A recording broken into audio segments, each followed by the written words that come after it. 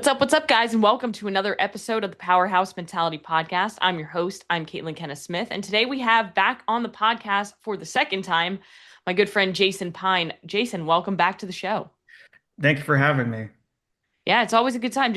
I love chatting with you, whether it's on a podcast or whether it's just in the Instagram DMs or now, texting. Because for some reason, like I have conversations with people in my Instagram DMs for the longest time before I'm like, we should probably text. But you've earned the ability. Well, I appreciate the compliment. It was funny. I think we were like two, friends for like about 2 years, and then I was like, oh, I don't have Caitlin's number. I probably probably a good thing to have. Yep.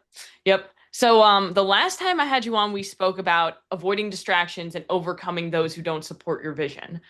So, that was an incredible episode. Honestly, one of my favorite episodes I've ever done, and it's one of the most downloaded episodes actually that I have. So, it Oh, means that really? you've done something right, and that we had to have you back on to talk a couple more things. But I really wanted to get an update on you because has it been like about a year since we've had you on? It's been about a year, I feel like. About a year. Yeah, I was on last August, if I remember correctly. Yeah. So Yeah, about August 3rd. That's crazy. I can't believe how time flies like that. But give us a little bit of an update on what you've been up to over the last year, because I know that you've had a lot of ups and downs and a lot of growth along the way. Yeah, and I think that's important for the the listeners to understand is that I think in the time that we live in, people like to post the glamorous stuff out there, for good or for bad, because it's fun to talk about our accomplishments. It's very rare also to, talk about those lows that you experience, so that way you find something better in life too. Yeah. The highs and lows, it's all part of the journey. I mean, it really, like there's a saying, it's like you can't appreciate the highs without the lows. And I really truly believe that that's so true the more that I go throughout life. And as much as I don't want to admit that because the lows really suck, but now we're going to talk about kind of how to let go, or how do you know when it's time to let go and time to dig deeper and find a new approach?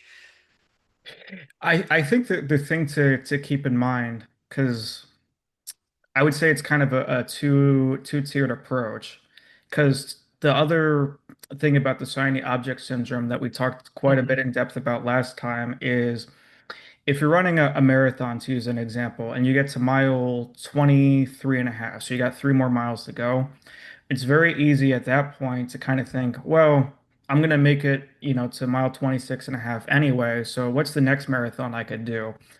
But you also still have to focus on completing the goal and the task in front of you.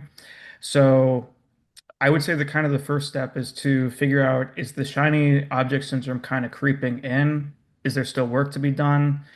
And if there is, and if the goal's already done, and you've been trying to, let's say, run the same marathon several times, but you still haven't completed it, I would say start to ask yourself, what isn't working, and is this something that I still want to do? And that's important to kind of like reevaluate things along the journey, because some people are like, oh, well, don't quit no matter what. But I'm like, okay, well, sometimes it's not necessarily quitting, it's pivoting, right? You're pivoting to something that maybe is going to serve you more in the long run, or something that you actually want to pursue.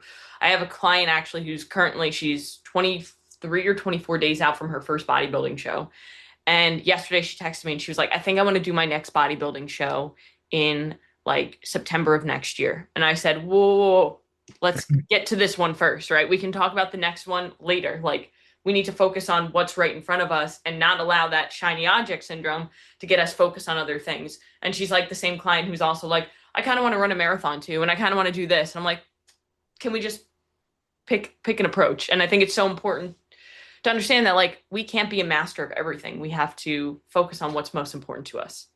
And I think that's where focus really becomes important, because I'm somebody similar to your client that has like a lot of different interests. I run marathons, half marathons, I play, music in a couple bands, Mhm. but each task kind of has its time and its place. So like for example, if you're recording a podcast like we're doing currently, I think sometimes it's very easy to not be in the moment and just focus on the task at hand, especially if you have a lot of big goals.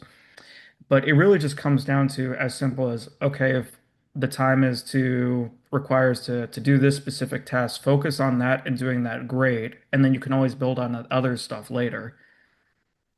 Yeah, I find that when I really focus more on being in the present moment and giving my full attention to what I'm doing, the task at hand is done much better. Rather than like I'm doing this task, but I'm thinking about the client calls that I have later or the workout that I'm going to do after this instead of truly being where my feet are. And the problem with that is not only are the tasks maybe not going to get done to the best of their ability and they're going to take longer because you're so distracted, but you're also not appreciating life for what you have. And you're so focused on what's happening next that you forget to truly appreciate the life that you're living right now. And I think that's kind of important to realize too is, if you run your first marathon, right, running another three or four after that is not going to make you happier or more accomplished because very few people run any marathon to Mhm. begin with. So it's not going to change your life that much. And I think, as you kind of implied, it's as much about the journey as it is the destination. Hmm.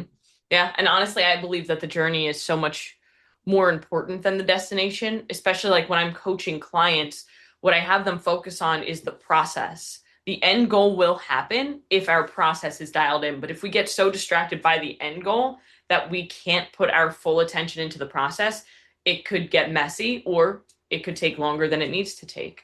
And I think that that shiny object syndrome that we spoke about last time really kind of goes into what we're going to speak about today. And I wanted to ask you why this topic, like when it's time to let something go and when it's better to give it another try with a different approach. Where did this come from? So one of the things I've realized just in my personal life over the last couple of years is that it's very easy, actually not very easy, I take that back. It's very difficult sometimes to know the difference when it's time to move on versus you still have quite a bit left in the tank. To give like an example, with my girlfriend that I have now, and I'm very happy to be with her. But there was a lot of, not just uncomfortable, dates that I went on. Some of them, we can maybe talk about off air or something, but um, there was a point where I was kind of like, what exactly is there something that I'm doing wrong in my approach? And then when I kind of approached it that way, rather than focused on a specific outcome, at that point, that's when the universe kind of opened up the opportunity to me. Um, and sometimes that difference, like knowing whether just give up and never date anybody ever again versus is the approach, something that's not working. That's the distinction that can be very difficult sometimes, if you don't have the life experience with it yet.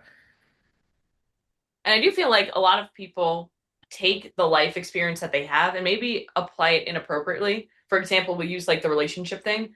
So many people won't get into relationships now because they've had bad experiences in the past with relationships, and then they deem that like every guy or every girl is like that, when in all reality, it's just you haven't met the right person for you quite yet. But that doesn't mean that you give up on that. It doesn't mean you just say, I'm not going to date anyone or I'm going to be alone forever, unless that's something that you want, which most people don't.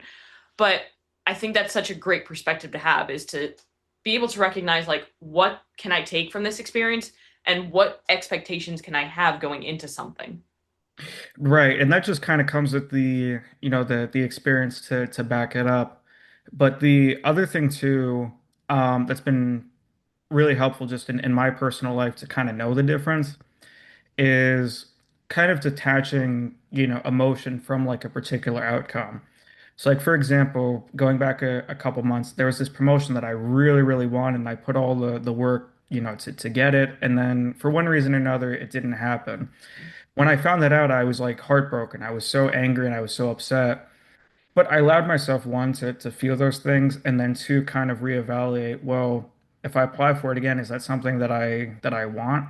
Or do I want to move on to something else?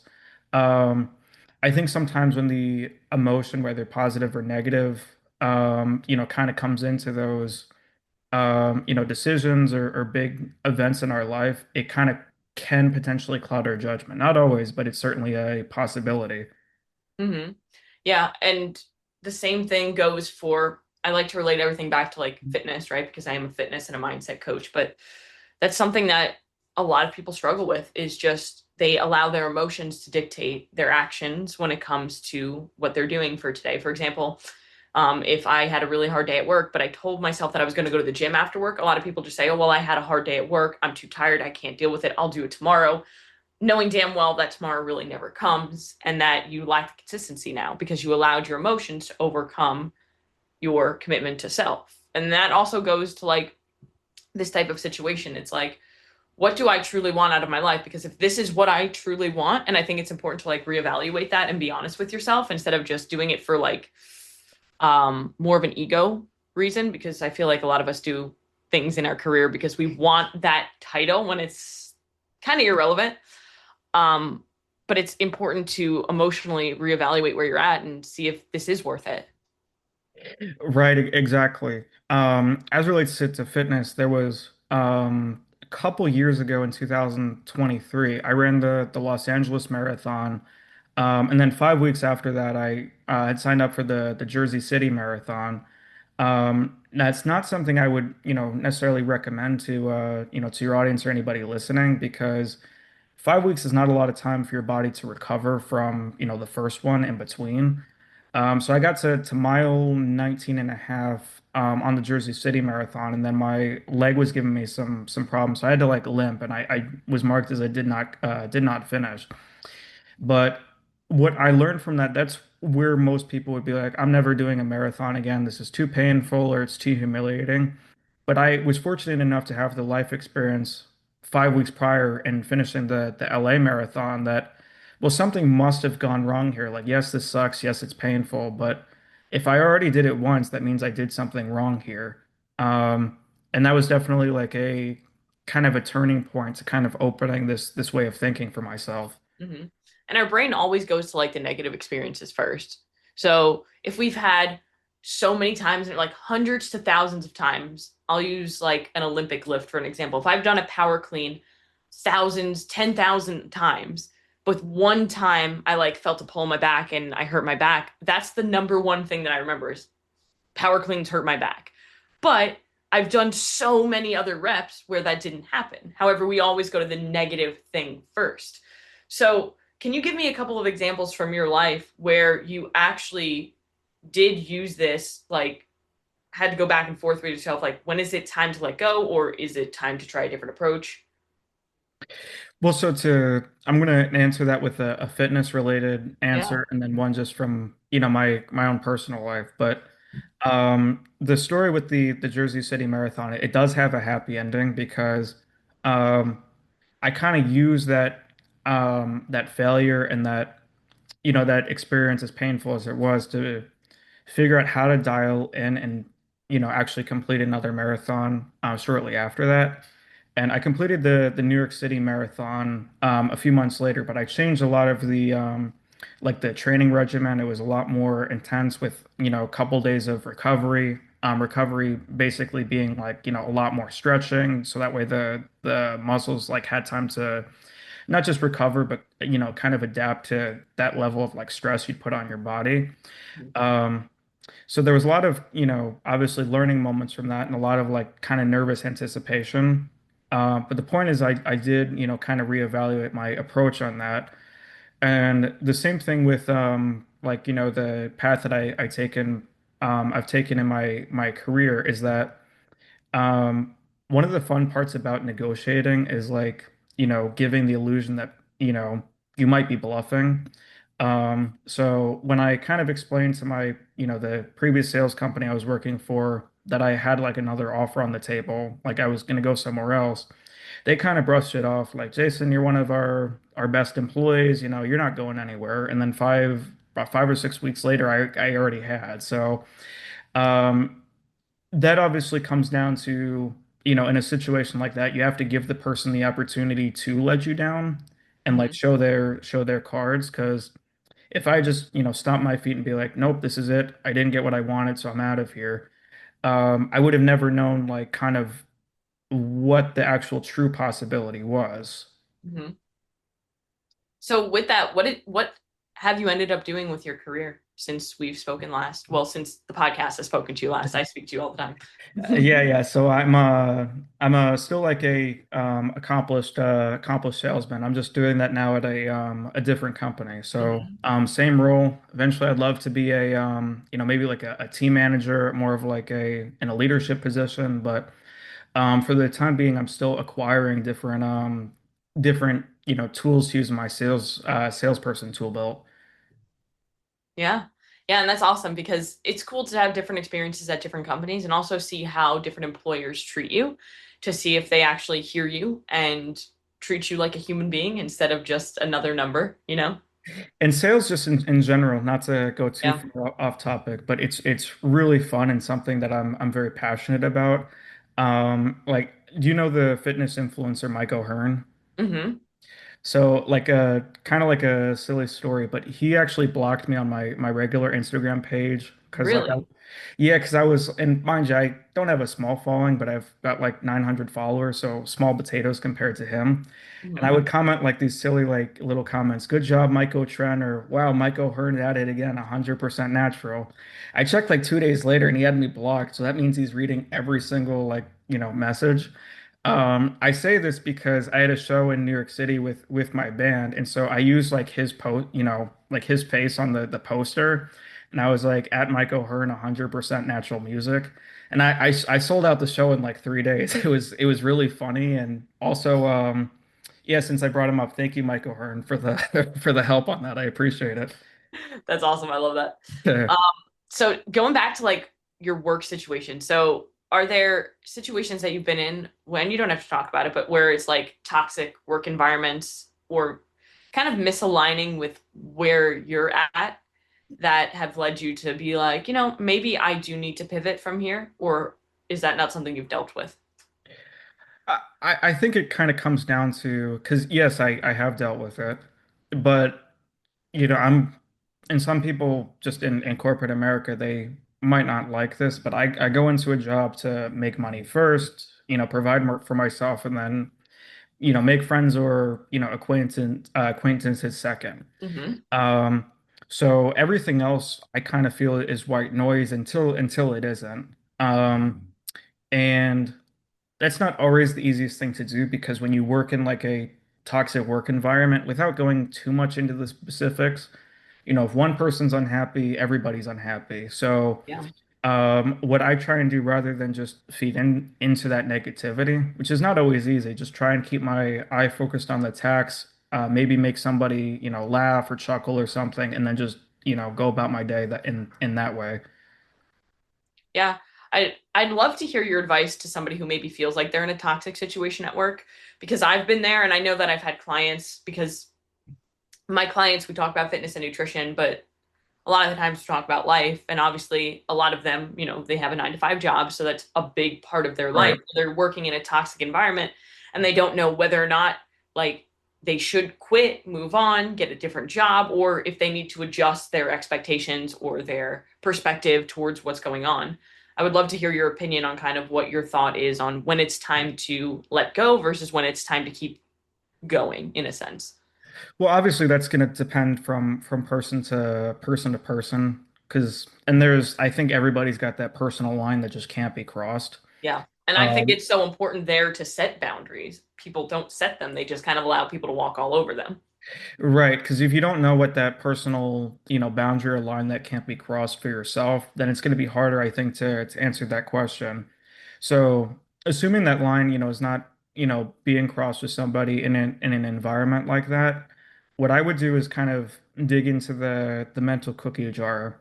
Not in like an egotistical way, but kind of mentally be like, well, I got up at, 4 a.m. to exercise and take care of myself, or I got up and I took a shower, or I got up and I made myself a nice breakfast.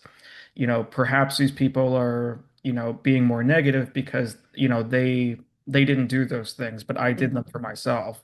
Mhm. Um, it obviously, again, depends on person to person if the line's being crossed, but if it's not, then I would approach it like that until like you just either need to move on or, your mental bandwidth is has been drained for lack of a better way of saying it. Yeah, when your job is taking too much out of your mental health that you can't actually function the way that you should as a human, that's when it's a really big red flag, I think. And I feel like you really have to focus on what you're doing, what you can control. I'm reading the book or have been reading it for a while. I need to like kind of get back into it, but called The Let Them Theory by Mel Robbins. And one of the biggest things that she touches on is like we cannot control anybody else around us. We can't control how somebody else speaks to us, how somebody treats us, how somebody responds, but we can always control how we respond. So we can't worry about other people around us. We worry about us and what we're doing and living the life that makes us proud and the people around us proud, those that we care about. Because letting go of something can still be a very powerful thing that you do if you do it the right way. It's not you're quitting, it's you're readjusting, reevaluating things and doing something that makes you proud. And I think that's such an important point because what I tell people, close friends, family members, people that, know a little bit about, my, to be honest, like my anger management history. That's not something I'm very, proud of because there were a lot of opportunities and friendships that I torched with my own actions. Mm-hmm. Um, so at the end of the day, regardless of the avenue that you take in life, you're the one that has to go to sleep feeling like content and proud of the decisions that you made. And if you're not, you have to face the consequences for them. Mm-hmm. I feel like there are a couple things you need to ask yourself if somebody's in this situation is the resistance you're experiencing a normal challenge or is it like a red flag? Because a lot of times I see people who are complaining about their job and I'm just like that's just the nature of the beast, right? Like if somebody's in Right. sales and they're constantly complaining about how they have these highs and lows, it's just part of sales. You're not going to be in sales and not deal with those things regardless of where you go. So there's a difference between experiencing normal challenge when it comes to your job and having something be a red flag, but also asking yourself like have I exhausted multiple strategies or have I just repeated the same ones over and over again and expected a different result, which as we know is insanity. And the biggest one is do I still want the final result? Like, do I actually still want this thing? Or again, am I just here because it would be harder to leave and start over? Right, exactly. And that might mean that, neither option is a good option. Mm-hmm. Like in some instances, you might have to move on. Maybe again the person calls your bluff and you have to move on, like in my instance. Um, but that's better than staying in an environment that you're unhappy with anyway. Like Yeah. one of the things that made me decide is, you know, if they were to give me hypothetically the promotion that I, worked for, 3 months down the line or 6 months down the line, at that point, would I still want it? And the personal decision that I came to was no. Um, you know, I would have loved to have if I came to the conclusion, if it had been yes, but if I was honest with myself, it wasn't the case, which made the decision a lot easier. Mm-hmm. Yeah, and I was in that situation when I was working at a gym called Fitness Connection. So I moved from I was assistant fitness manager. I moved up to sales manager at like the biggest gym and all these things. And my goal was to be a general manager. And they passed over me so many times to the point where I felt like I was just like, what else do I do? I'm the top sales manager in the company. What do you want from me? And eventually they gave me the promotion. And what I realized is I literally gave my entire life to get this promotion. And when I received the promotion, I was very let down because it was like, oh, that's it. Like this is it. Because what I've realized is we don't nothing makes us happy. Like if we get the promotion, if we get the money, if we get the person, the relationship, that doesn't make you happy. What makes you happy is you creating your own happiness from within. And that's such an important point. One of the exercises that I've started doing in my life, and it's made the process actually a lot easier especially when you're having those kind of turbulent times, is to look at life almost like a video game.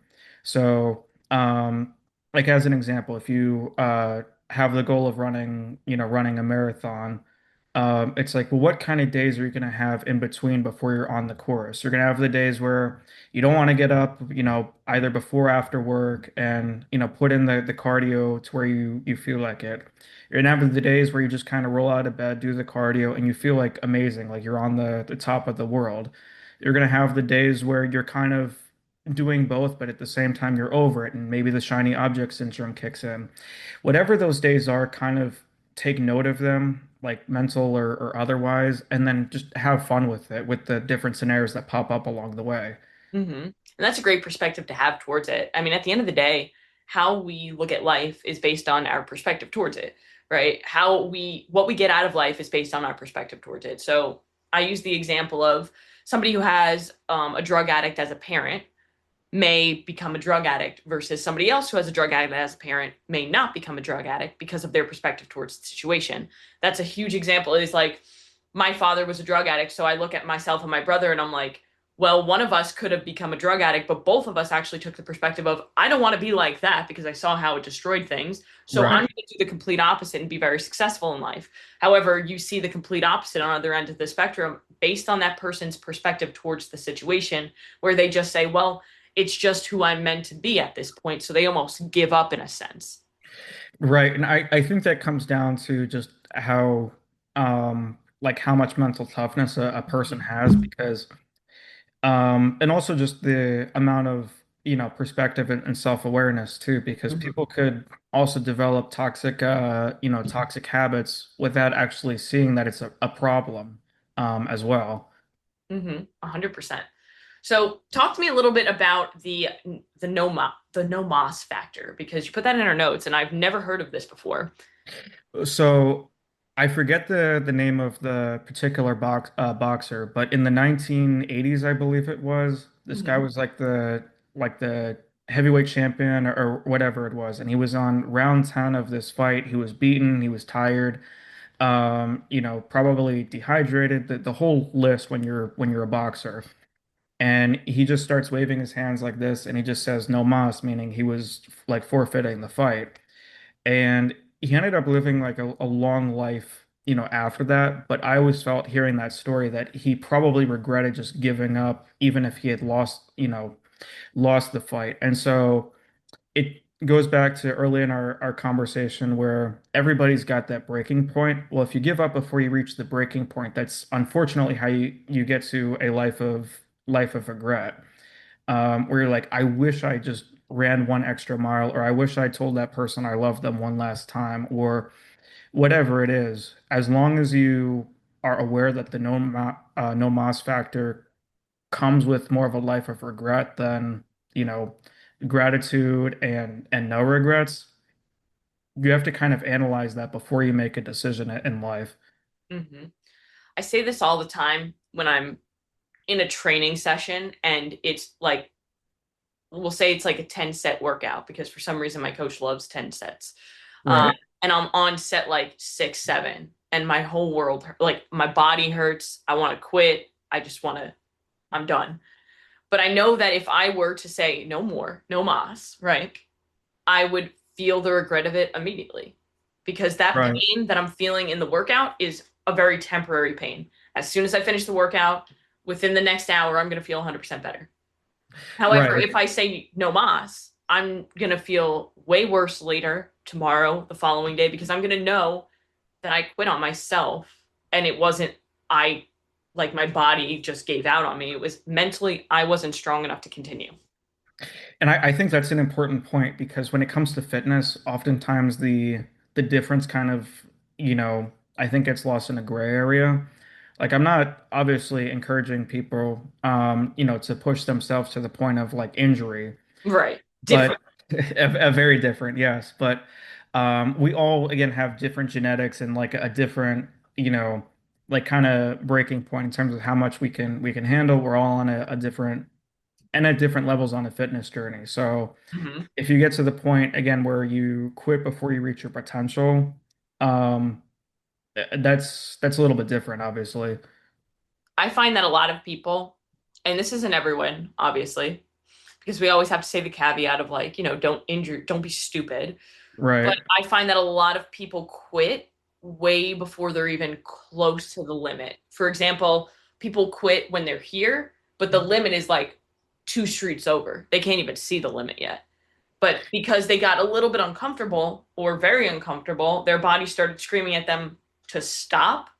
And the more you train it, the better you become at being self-aware, knowing when I actually need to stop versus when it's just I'm uncomfortable and my body is trying to protect me, but I need to just keep pushing through this. Yeah, and it's kind of interesting because the human body, I think, like is it's probably like a just a built-in, like thing, but it's not really good at distinguishing like real danger from I'm uncomfortable. Hmm. Um, which is kind of fascinating. A lot of the marathons that I've done, in particular the New York City Marathon, which ended in Central Park when I last did it, but you can actually see like the finish line as you're crossing the first bridge into Brooklyn, if I remember correctly. And I remember when I was on the bridge, it was like a warm sunny day for November, and I kind of chuckled to myself. I was like, oh, they designed the course on purpose to see who could quit or who could stand it and who would actually give up before they got all the way to Central Park. That's cool too, because again, people prematurely quit because they think they can't go more.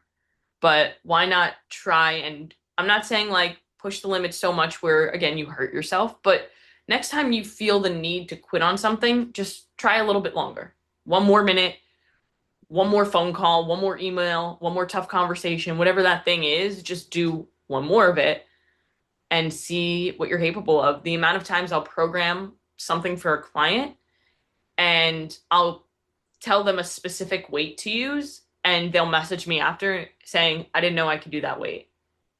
And if I didn't prescribe that weight, they wouldn't have tried. Right, exactly. And that's where I would also say too, like a big thing that's helped me in kind of distinguishing whether it's time to move on or if, perhaps I'm, being a little bit of like a baby or something, maybe considering like the no Mas factor.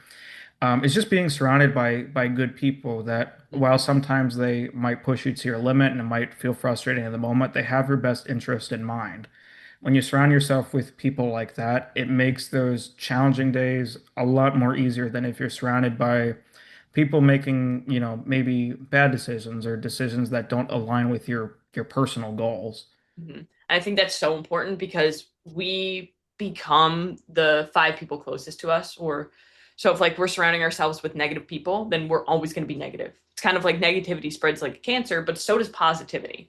So I'll say I'm super grateful to have a husband who cares about me and has my best interest at heart, but also will push me when I need to be pushed. Will tell me like, hey, you want this, you have to go and actually do it. You have to like go and make the content. You have to push through this workout where all you want to do is quit. And I think that's so important to have versus somebody who's like, "Oh no, it's fine, just quit. It's fine. Like just be comfortable."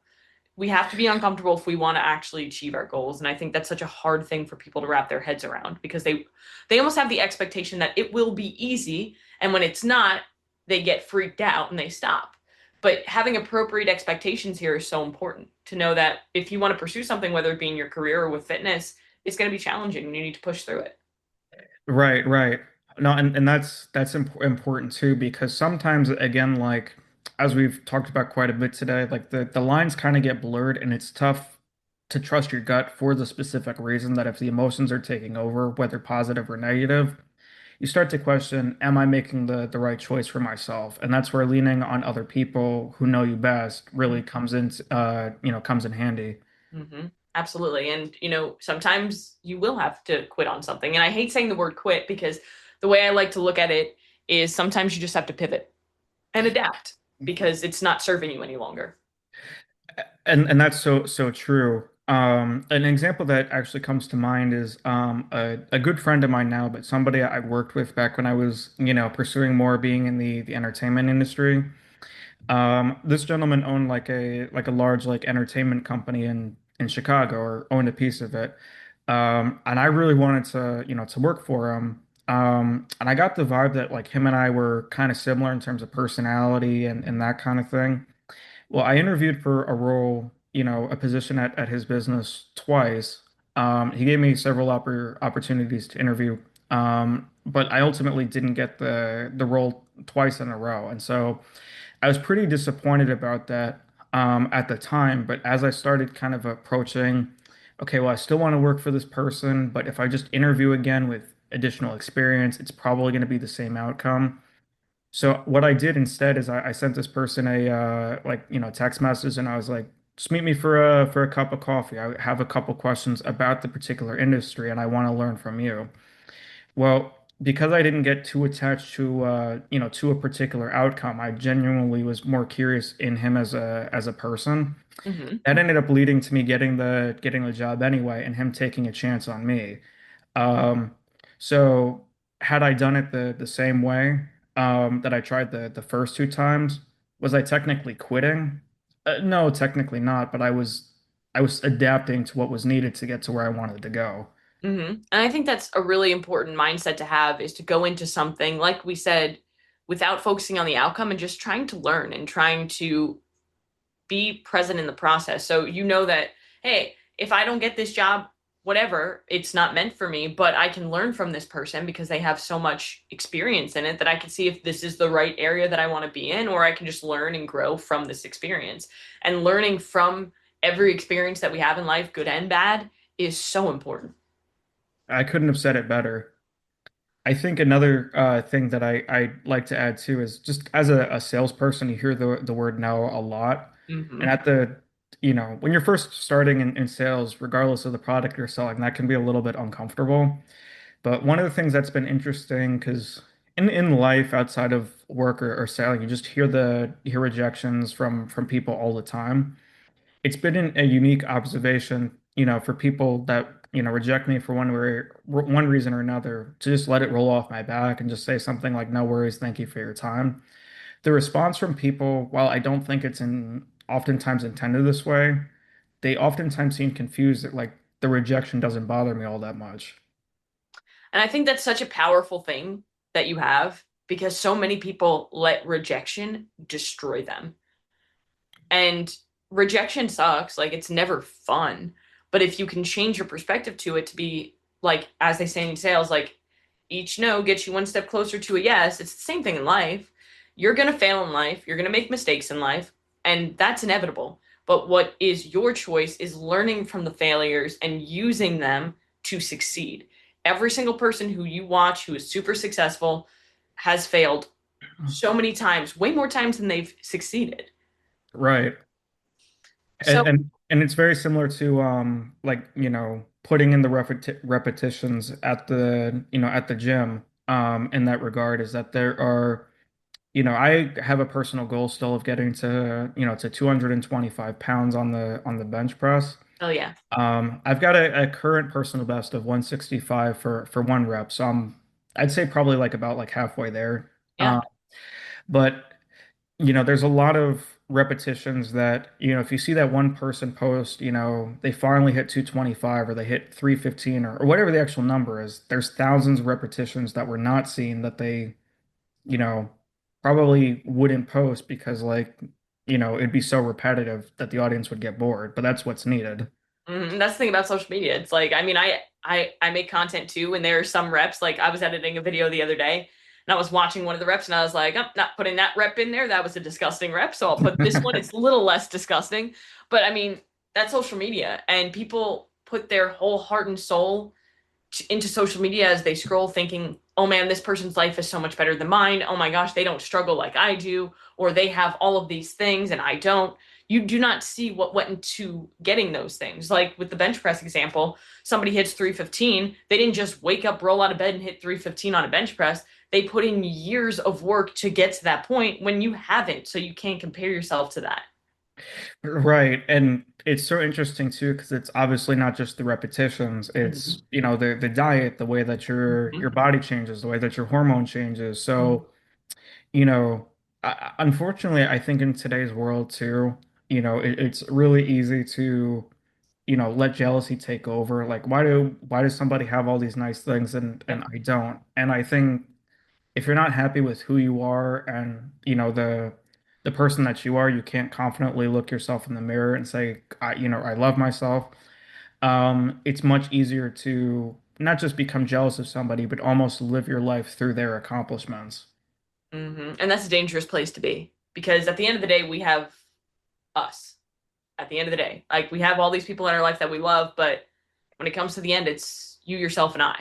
So are you going to be proud of the person that you're becoming, or are you going to realize that you've just spent so much of your life worrying about what other people think, worrying about failure, worrying about everything else, and you didn't take the chances that you could. Now you have all these regrets.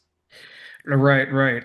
I always feel like um it's often interesting to, look at people that have, lived like a full life in terms of just, human life expectancy. Mm-hmm. Um, because age is really just a number. And at the end of the day, when you're kind of, looking back on your life, it doesn't matter whether you passed away early or, younger or at old age. If you can look back on your life decisions and just be proud of the person that you were and lived life on your terms, there's really nothing better. Mm-hmm. 100%. And when it comes to distractions, since that's something that we really touched on heavily, I know that when you are successful in life, and you actually quoted this as catching fire, right? When you're hitting momentum in something that you're working on and you're feeling the confidence, there's so much greatness that can come from this. Personally, when I have these moments, and I've had them like the past couple of weeks, I feel like, I'm catching fire, have good momentum in life. I start to feel more confident in what I'm doing. I speak better. I am better. I show up better for myself, my clients, and my husband. But there is a potential danger to that, as you alluded to, when it comes to distractions. So, talk to me a little bit about that. Well, distractions could mean really, really anything. That could be bad, bad habits that are formed due to like, potentially like an ego kind of situation. Yeah. They could be people that are, showing signs of jealousy. And so you start to listen to them and value their opinion more so than your own. Um, at this point, that's where kind of discipline is different than focus in the sense that, you really need to kind of focus on your own inner voice rather than, others at this point. Because if you just kind of see like, I'm catching fire, I've got so many sales or I've got so many, clients that are joining my program. That's where mistakes are, can be made, I should say. Because if Hmm. you don't have not just the infrastructure to support catching fire, but also um, just the mental gratitude that comes with that. That's easy, like to slip up at that point. But I see a lot of people doing those situations, and I've seen it with companies that I've been a part of, but also I've definitely done this before. Is when I am catching fire, say I'm signing like a bunch, say I signed like 3 clients this week, and I'm like, oh, I'm great. I stopped doing the things that got me the clients. I stopped posting as much on social media about my clients. I stopped doing this and that because I'm like, I'm good. Like you become complacent and you stop doing the things that got you to where you are. And now all of a sudden, 30 days later, you're scrambling because you have no idea what happened. And people do this all of the time. I see it so many times with my clients, with social media. Is, for example, somebody gets, oh, like 1,000 new followers on social media and they say, oh man, that's awesome. So they kind of take a backtrack. They were posting twice a day, every day, and now they're only posting once a day because they feel like they're good. And then all of a sudden, they don't gain any new followers and they're questioning why. It's because they got distracted and they focused on the dopamine hit of getting the new follower versus the discipline of what got them to that follower. And I think this is the point where, again, kind of like focusing in and kind of like really just simplifying. Like if something's working, you're getting 1,000 followers, or you get 3 new clients. That means that something's working. Correct. And that, again, for lack of a better way of putting it, you're catching fire. So that doesn't mean again that, you can, I don't know, like pick up a negative habit or stop posting as much. It Mm-hmm. simply means that what you're doing is working. You need to continue to, add fuel to the fire. It's positive feedback. And what I find that what a lot of people do, I see this a lot with clients because of limiting beliefs that they've built up over the years from past traumas, maybe that they haven't processed, is they start to see success. The scale starts going down. They start to feel better about themselves. And because they're so used to talking shit on themselves or not being in that situation, their mind sees it as a threat. So they self sabotage themselves. It happens almost every single time unless I can address this beforehand. My brother does it all the time, and he's very aware of it. But we're working on it. But it's you have to work on how you feel about yourself and almost breaking the habit of being yourself. Because if somebody always sees themselves as I'm always the dieter, then their brain is going to do everything in their power to make that correct. Versus I'm just a person who shows up, goes to the gym, takes care of myself. That's the identity you need to start using. And to go back to the video game analogy, Mm-hmm. just for a second, that's almost what's fun about this particular step is, what I would encourage people to do is almost think of yourself as like a video game character. So things that are in your control. Unfortunately, I'm a redhead, so growing like facial hair and the goal I have of, growing a beard one day, it's a little bit out of my control. I'm sure it'll happen at some point, but like current present time, it, doesn't look as great. But things that you can control, whether that's the work that you put in, or even on the days where it's a little bit more challenging, focus on like building your avatar, rather than like how much you don't want to do something. Mm-hmm. It's about staying focused on what's working and then finish what you started before chasing something else. Right, exactly. Mm-hmm. And then the last piece is learning from mistakes. So tell me about a time in your life, whether it be with training or whether it be with your career, where you've learned from your mistakes instead of letting them destroy you. Well, I want to answer this in on kind of two steps here Yeah. because one of the I don't think I'll ever forget this. One of the people I used to work for and with, a very good friend of mine. His name is Tom, so shout out to him. But as I was kind of taking the next step in my career, I said, do you have any, parting words or parting advice for me? And I'll never forget because he was a little bit older than me. But he said, in your life, you're going to make mistakes, in your life and your career. It's bound to happen. Like we're all human. But the people I really admire are not the people that try and hide their mistakes or try and, cover them up. The people that own their mistakes, as confidently and as publicly as I can. While I might not agree with the mistake that they made or the actions that led to that mistake, I at least really respect that they are owning the fact that they did something that they didn't intend to. And I'll Mhm. never forget that because, one, obviously it was very impactful, very powerful. But two, it almost allowed me to go a little bit easier on myself when I did something, I like, with a lot of the anger management issues that I used to have. I used to look at that, a lot of those, toxic behaviors that I had. Obviously they're not something to be proud of, but I would beat myself up over it. I was like, why was I so stupid or why did I do this? But when I kind of was reflecting on what Tom said to me, it made me think, okay, I don't have to be proud of these behaviors, but I don't have to continue to beat myself up over them. As long as I've learned from them, I can kind of move on with my life. Hmm.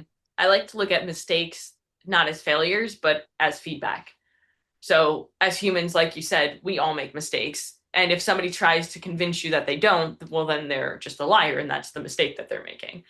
Um, A very bad mistake, if I may. yes, in fact, because lying is so terrible and it just deters trust, right? And the wisdom truly comes from learning when to adjust and when to stay the course. And you only learn those things through the experience of failing, trying again, failing, trying again, and then, hey, it worked. And then you move to the next thing.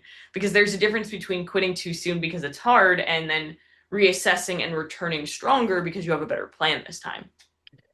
And again, failure or making a mistake is nothing to be ashamed of because as Mm-hmm. long as you try, um, you can at least, go to sleep in the evening proud of the fact that you tried and you put extra effort in. Yeah. And every decision truly teaches you something if you're paying enough attention to it. So, like you said, you shouldn't shame yourself, especially if it's like we're talking about in this podcast episode. You should never shame yourself if you need to pivot, if it leads to growth. So many people shame themselves, like, oh, I quit this job. No, you didn't quit it. You realized that it was no longer serving you. It's not what you wanted. So you moved to a different position and now you're more successful. But sometimes we don't realize that in the moment. Right. That's easier said than done at some Mhm. points, but as long as you're looking at things, objectively without emotion, that's really the time where you should trust your gut.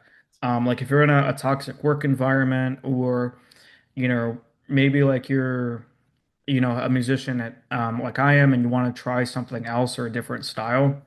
As long as like you're not letting the emotion dictate those important decisions, go for it, see what happens. Mhm. Um, you can always pivot back to something else if you want to try it again or reapproach it with a different perspective. Yeah, and that's the beauty of life. If we are on a path and we go down one path, we can always turn around and go down the other path. Like if we realized, oh, maybe that wasn't the right decision, generally speaking, we can usually backtrack. And if you can't, well, you have the power to make the decision that you made the right decision. One visual for the audience here. Think of like there's two different paths. So like you're at a crossroads. One leads to the goal that you want and one leads to the learning from it. Which would you choose? Well, it's a trick question because what I would do is go down the path where I learn my mistakes and then turn around and go back to the other path. That's true. I've said this before, but I think that it's so powerful is that if I were to hand somebody their goal right now, like snap your fingers, I hand you your goal, you'd probably lose it very quickly because you didn't have the experience of the journey and the mistakes that come with it to actually learn and grow to be able to keep or sustain the success that you've been handed. That's So what the that's journey is what everything. Yeah, that's what happens with a lot of lottery winners, and Yep. why I believe a lot of them lose it 3 or 4 years later is They because lose, some of them lose it absolutely, like they go bankrupt immediately because they go and they're like, oh, I have millions of dollars now, let me go buy this thing, and then oops, I can't handle anything. right. No, it's definitely a skill at that point, like to actually like retain all the finances and the money that comes with all that freedom. Hmm. Um, it's definitely more a skill that unfortunately I guess a lot of lottery winners, haven't acquired before they get a lot of, millions of dollars. Yeah, they just haven't developed the financial discipline to be able to earn the money and to be able to keep the money. It's the same thing with fitness. If I were to say, hey, this person wants to lose 20 pounds, cool, I'm going to snap my fingers, they lost 20 pounds. But I bet they gain it right back because they haven't learned the discipline and the habits that have gotten them to that 20-pound weight loss goal. Right. And that's another thing I would add to the what we were talking about with the bench press, where my personal goal is to get to 225. I used to like go into the gym, put in my reps, but I was way too mentally focused on people that had already, like gotten to my goal basically. And I was like, why didn't they get to my goal? And I'm not there just yet. Mhm. Well, that's a very easy mental trap to fall into, mainly because like I was already putting in the work. I was showing up, doing the exercises, learning how to adjust my diet so I had enough protein. They're just farther along on that goal than I am. So Hmm. I was looking at it in a bad way in that sense. Yeah, I think one of the biggest things we learned from this podcast is that perspective is so important. Mistakes are necessary, and depending on how you look at them, they're feedback, and discipline is really what is required. And the only way to build that discipline is through failing, trying again, taking action, and really developing self awareness. Absolutely. Yeah, I couldn't have said it better myself. Cool. Well, I have a question for you before we wrap things up, and that would be, is there anything that you feel like with all of these things that we spoke about, is there one thing that you would tell your younger self if you could go back in time, if he's struggling with this kind of stuff? Oh, that's a good question. But I think the answer is fairly simple. I would actually say if I had the opportunity to speak to my younger self, stop thinking too small. And what I mean by that is I'm a much more, well-rounded person with a lot of interests than when I was, 10 years younger, 18, 19 years old. Before, like I was so focused on like the goal of being like a filmmaker and, going to film school. And I'm proud of, again, the accomplishments that I had in that, particular space. But that was like my whole life. You know, that was my world basically. I wanted to be a filmmaker. It was my whole personality. It was all that I talked about. And so when that one thing kind of wasn't what I wanted anymore, in more ways than one, it was very devastating. And that came with a whole identity change. So, but now I'm happier, I think, than I've ever been with, more interests, a lot more of a unique perspective looking back. So to kind of summarize, I would say don't limit your horizons or don't have one interest or one personality trait that defines you because you're a lot more than that. Wow. Yeah, I really like that. That's beautiful. But thank you again, Jason, for being back on the podcast. I'm sure I'll have you back on again because I just love talking to you and you always have something valuable to share. And, guys, I'm going to put all of Jason's like social medias down below so that you can follow him and, go out and do one thing that's going to take you one step closer to where you want to be. Awesome. Thank you so much for having me, Caitlin. For sure.